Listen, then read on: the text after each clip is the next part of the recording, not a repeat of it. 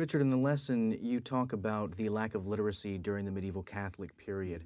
So isn't there a need for the church to be very authoritative in order to convey the scriptures to the populace? I suppose a case could be made for that, yes, because most people in medieval Europe did not read. If they did, they barely read. And of course, remember, the Bible was in Latin, so that was a big problem. And even if they could read, they couldn't read much in Latin, and at least not enough to discuss theology and things like that. Okay. So I think we'd have to admit that, yes, it was sort of a natural thing, maybe even a necessary thing for the church to take its teaching and let it, as it were, almost substitute for the Bible. There weren't very many Bibles available. I mean, you were lucky to have a Bible in a cathedral. And so people couldn't get ready access to Bibles like we have today, and if they did, they couldn't read them. If they could read them, they couldn't understand them, so on and so on it goes. So yes, there was a serious need for it in many ways, like there's still a serious need in our own day.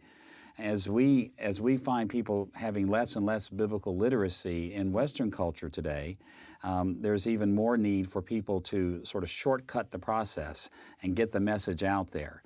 I think, though, that the danger was this, and that is that they did not spend enough energy on, well, making sure that what they taught was what the Bible taught.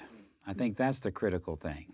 And constantly making sure that they stuck with the teachings of the Bible as authoritative and explicitly submitting themselves to it.